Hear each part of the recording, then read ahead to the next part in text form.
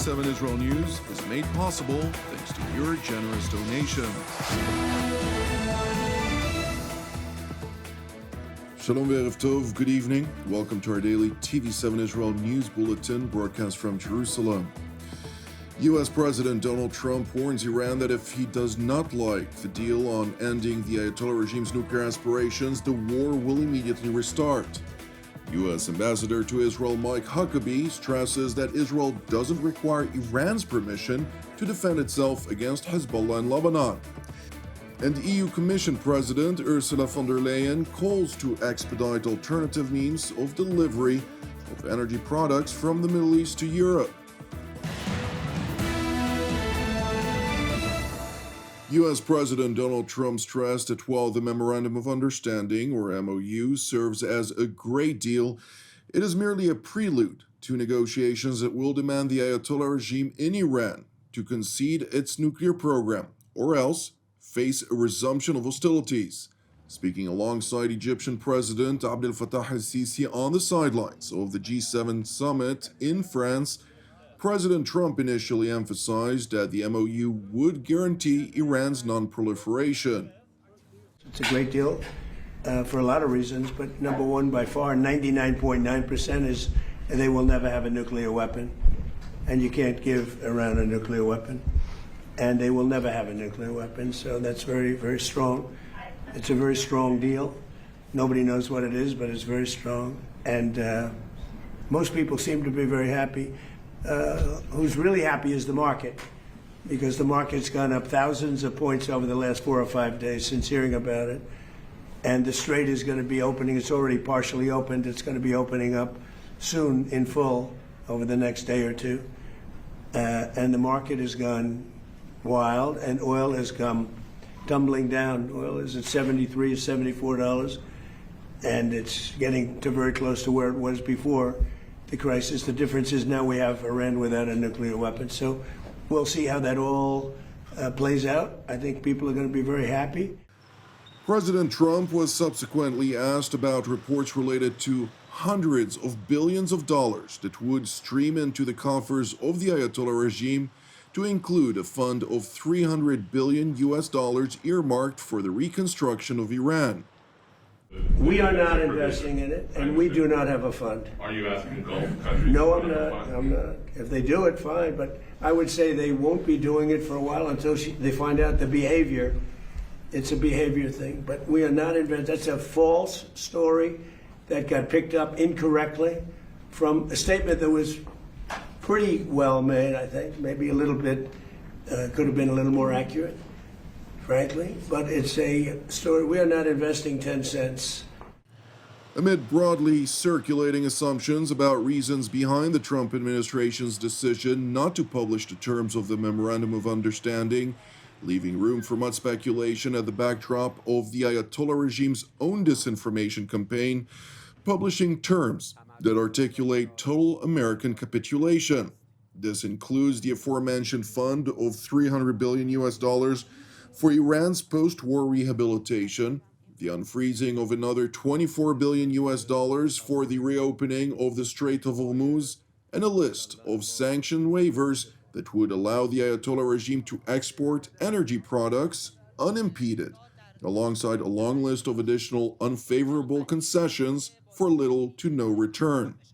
Moreover, the 60-day negotiations process on all core issues, to include Tehran's nuclear program, are up in the air, with U.S. intelligence providing ample proof that the RGC leadership remains unwilling to concede.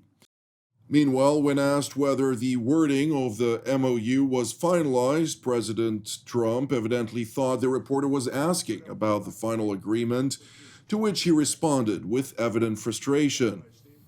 The text of the agreement now final, or are you still? No, it's not final. It's a memorandum of understanding, and if I don't like it, we'll go back to shooting at them, dropping bombs on their head. When do you expect the word? If I don't like it, if they don't behave, we'll go right back to dropping bombs right smack in the middle of their head. Okay? Because they've misbehaved for 47 years. All right? It is worth pointing out that the United States has thus far refused to allow Israel to see the Memorandum of Understanding with Iran. An unnamed Israeli source who spoke to CNN on condition of anonymity insisted that the American refusal stemmed, among other reasons, from the Trump administration's concern that the Netanyahu government could leak the details before its official publication. Moreover, according to a separate Israeli source who acknowledged this remark, he said, quote, "The Americans are afraid that we will brief and leak the MOU and that something will go sideways because of Israel on the way to signing."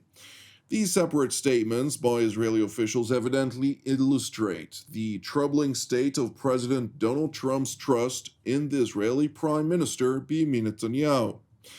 Meanwhile, in Ankara, Turkish President Recep Tayyip Erdogan praised Pakistan and Qatar for their role in convincing the United States and Iran to sign the MOU, and warned that Israel would try to sabotage the deal by continuing to fight against the Iranian proxy in Lebanon, which continues to launch repeated attacks towards Israeli targets.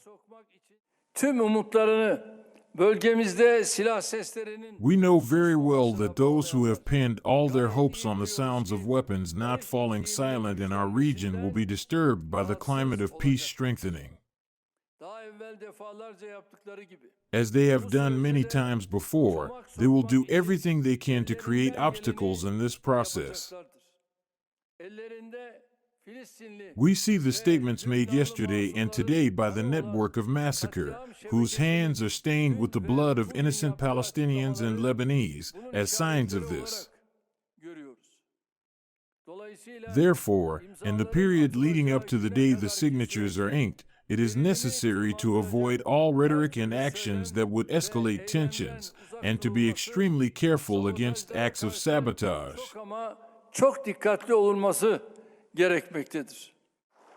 The Turkish leader's allegations against Israel are the latest in a string of anti-Israel rhetoric, stopping short, of course, from mentioning continued attacks by Hezbollah against Israeli forces and civilian communities. Nevertheless, with the Ayatollah regime's demand for Israel to withdraw from Lebanese territory, hoping to pressure the United States to force an Israeli withdrawal, has yet to yield tangible results. Moreover, in a post on X, U.S. Ambassador to Israel Mike Huckabee stated, quote, "Fortunately, Secretary of State Marco Rubio made clear that Iran and Hezbollah aren't linked in a deal." He further stressed that Israel doesn't need Iran's permission to defend itself. Turning to Doha, where Qatari Foreign Ministry spokesman Majid al-Ansari stated that while his country's leadership is confident about the reopening of the Strait of Hormuz as a result of the signed Memorandum of Understanding, it is merely cautiously optimistic about the outcome of the next phase of talks. We are cautiously optimistic that the signing of the Memorandum of Understanding will lead to a next phase of regional security through the talks that will take place on the nuclear program and on other issues relating to regional security. We are confident that, as reported, the MOU will reopen the Strait for normal navigation, and that would allow countries like Qatar to again be supplying energy to the world and to lessen the burden of the closure of the Strait of Hormuz on international energy markets, of course, and food markets as a result of the fertilizer.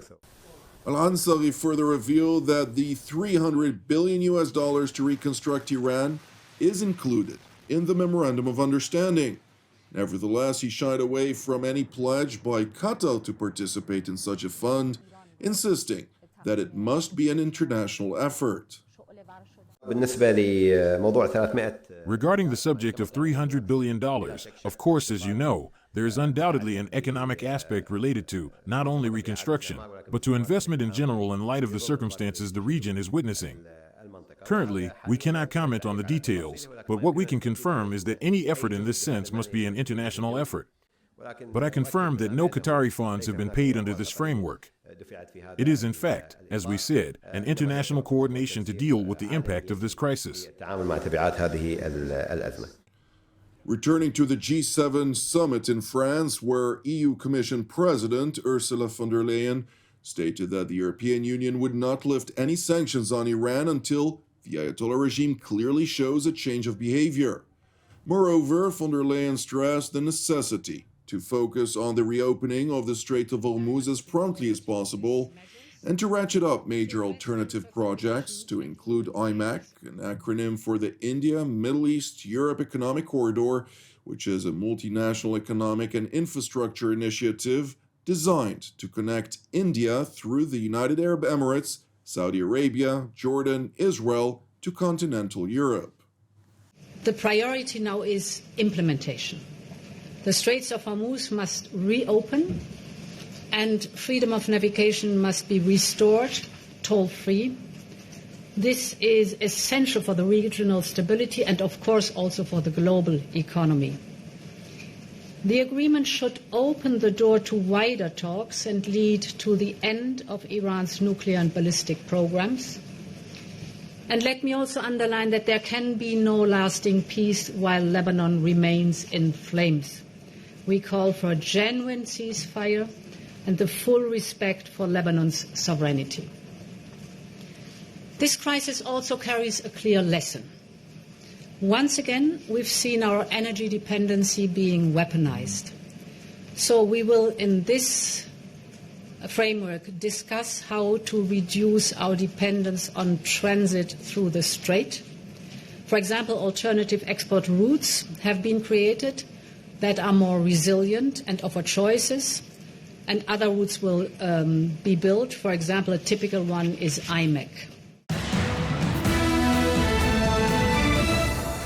Thank you for watching TV7 Israel News, which is made possible by the generosity of our viewers.